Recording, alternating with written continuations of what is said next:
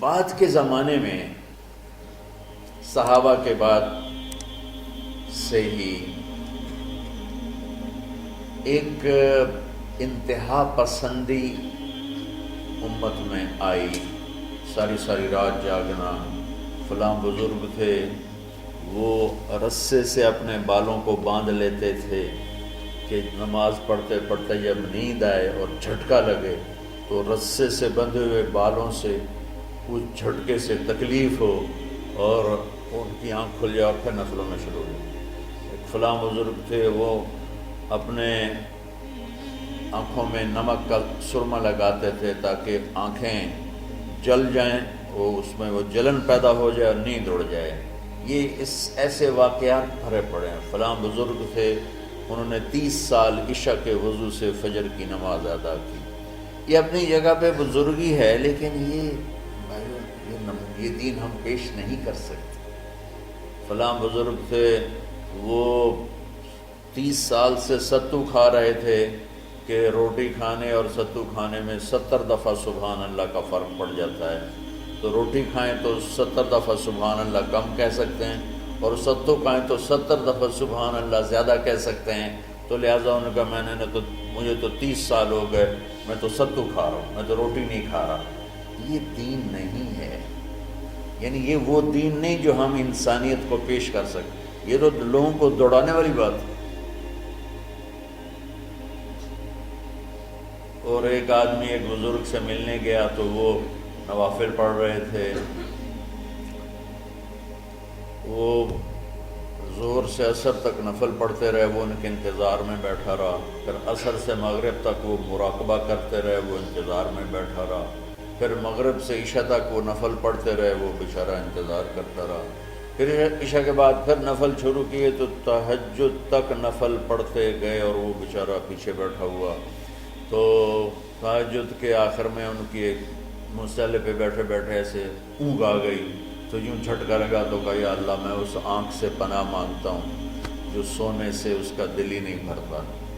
اور پھر اس کے بعد فجر کی نماز پڑھ کے اشراق تک بیٹھے رہے، پھر اشراق پڑھے، اخیر وہ بیچارہ اٹھی کے واپس آ گیا۔ لگتا ہے نام تو ویلی کوئی نہیں۔ تو وہ اس نے کسی سے پوچھا کہ یہ بزرگ کب سے یہ کر رہے ہیں؟ کہ پچھلے 30 سال سے کر رہے ہیں۔ یہ راہبانیت کی شکل ہے، یہ وہ دین نہیں جو ہم لوگوں کو پیش کریں گے تو وہ کہیں گے واہ واہ واہ واہ کیا دین ہے بھائی، قبول کرو۔ یہ ایک قسم کا غلو آیا۔ میں ایک حدیث سناتا ہوں، بخاری شریف میں بھی ہے، مجھے اب ہر شے بھول گئی، لیکن وہ ہے نہی الغلو، اس طرح کر کے آپ لوگ زیادہ جانتے ہوں گے جو پڑھ رہے ہیں کہ غلو سے نہیں۔ حدیث آپ کو سب کو یاد ہوگی کہ 3 صحابہ آئے اللہ کے نبی کے گھر اور پوچھا کہ اللہ کے نبی رات کیسے گزارتے؟ تو گھر والوں نے کہا سوتے بھی ہیں، جاگتے بھی ہیں، کھاتے بھی ہیں۔ تو وہ تینوں آپس میں کہنے لگے وہ تو نبی ہیں، سوئیں بھی تو کوئی بات نہیں، اور شادی ہے کوئی بات نہیں، ہم تو نبی نہیں، ہمیں تو کچھ کرنا چاہیے۔ ایک نے کہا کہ میں ساری زندگی روزہ نہیں چھوڑوں گا، ایک نے کہا کہ میں ساری زندگی سوؤں گا نہیں، ایک نے کہا میں ساری زندگی شادی نہیں کروں گا۔ تو دیکھنے میں تو واہ واہ کیا بڑی بزرگی ہے بھائی، بڑے بزرگ ہیں۔ ہمارے نبی کو پتہ چلا، آپ نے تینوں کو بلا لیا، کہ تم مجھ سے زیادہ اللہ سے ڈرنے والے ہو، میں تم سے انا اتقاکم یا اخشاکم، الفاظ آپ لوگوں کو زیادہ یاد ہوں گے لیکن مفہوم میں صحیح پیش کر رہا ہوں۔ آپ نے کہا میں تم سے زیادہ اللہ کو جانتا ہوں، تم سے زیادہ اللہ سے ڈرتا ہوں، میں سوتا بھی ہوں، میں کھاتا بھی ہوں، میں روزے بھی رکھتا ہوں، میں چھوڑ بھی دیتا ہوں، میری بیویاں بھی ہیں، میں اپنی بیویوں کے پاس بھی جاتا ہوں۔ تم دین میں غلو سے بچو، پہلے امتوں کو ہلاک کر لیا دین میں غلو۔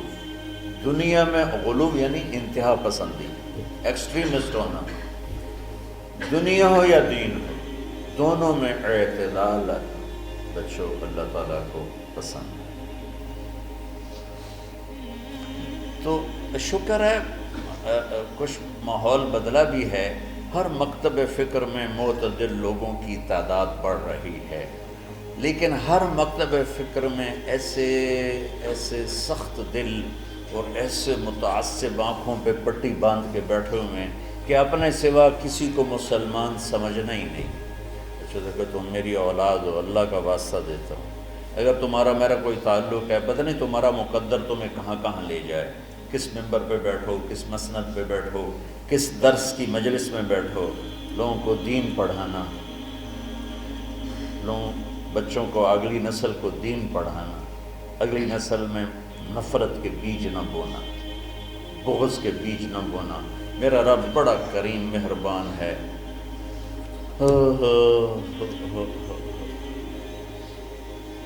جواد وسیم صاحب آتے رہتے ہیں نا، تو ماشاءاللہ یہ بہت بڑے اداکار تھے اسٹیج کے، تو اسٹیج کی دنیا بڑی غافل دنیا ہے، ہر گناہ وہاں ہوتا ہے، ہر عیب وہاں ہوتا ہے۔ تو وہ ایک اپنے ساتھی کا بتا رہے تھے کہ جس کی ساری زندگی ہر عیب، ہر گناہ میں انتہا پر تھی، اور اسٹیج پہ ڈرامہ کرتے ہوئے ہارٹ اٹیک ہوا،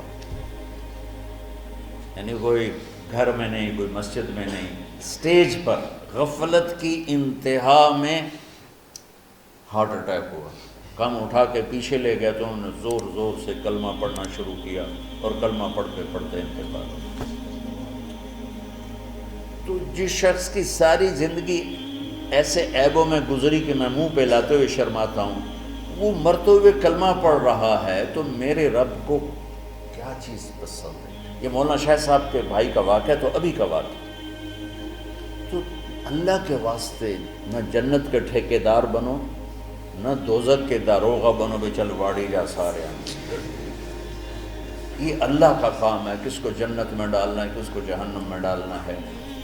یغفر لمن یشاء ویعذب من یشاء، بس ایک اللہ نے کہا ہے کہ ان اللہ لا یغفر ان یشرک بہ، دیکھو میرے بندوں میں شرک معاف نہیں کروں گا، ویغفر ما دون ذلک لمن یشاء، باقی جس کو چاہوں معاف کر دوں۔ کیوں؟ دورے کے بچے بیٹھے ہوئے ہیں، اب جانے والے ہیں چند دنوں میں، تو خاص طور پر ان کے لیے میں یہ پیغام دینا چاہتا ہوں کہ اللہ کے واسطے اگر اللہ تم سے دین کا کوئی کام لے تو دین پیش کرنا، مسلک پیش نہ کرنا، دین پیش کرنا۔ امت مسالک میں بٹی ہوئی ہے، مختلف ہر ایک کی ترجیحات ہیں، میں اپنی ترجیحات جو میں صحیح سمجھتا ہوں وہ میں آپ پہ لاگو نہ کروں۔ ایک مثال دے رہا ہوں کہ اس کی مثال کیا ہے کہ میں کہتا ہوں بچوں نماز پڑھو، ٹھیک، یہ تو ہے دین۔ میں کہتا ہوں دیکھو بچوں ہاتھ یہاں باندھنے ہیں، یہاں نہیں باندھنے ہیں، یا میں کہتا ہوں دیکھو ہاتھ یہاں باندھنے ہیں، یہاں نہیں باندھنے ہیں، اور آمین اونچی کہنی ہے، آمین اونچی نہیں کہنی، رفع یدین نہیں کرنا، رفع یدین کرنا ہے۔ یہ مسلک کی تبلیغ ہے، دین کی نہیں۔ ہر طرف، دونوں طرف صحیح احادیث موجود ہیں، میں نے اس کو لے لیا، مولوی سعید نے اس کو لے لیا، تو اس میں لڑائی کی کیا بات ہے؟ تو امت مختلف مکاتب فکر میں بٹی ہوئی ہے، اللہ تمہیں توفیق دے تو دین پیش کرنا، مسلک کی تبلیغ نہ کرنا، دین کی تبلیغ کرنا۔ ہاں اپنے مسلک کو بتاؤ درس گاہ میں، ہم نے اپنا مسلک پڑھا درس گاہ میں، لیکن آپ کو عجیب بات بتاؤں، میں نے 7 سال رائمنڈ میں پڑھا، میں اللہ کی قسم اٹھا کے کہتا ہوں 7 سال میں ایک دفعہ ہمارے استادوں نے کسی مسلمان فرقے کے خلاف ہمیں نفرت نہیں دلائی۔ ایک سبق بھی مجھے یاد نہیں کہ ہمارے استادوں میں سے کسی نے چڑھائی کی ہو اہل حدیث پر، بریلیوں پر، شیعوں پر، کبھی بھی۔ ہمیشہ میں امت امت امت امت، اللہ نے وہ ہمارے دل میں گاڑ دی وہ بات۔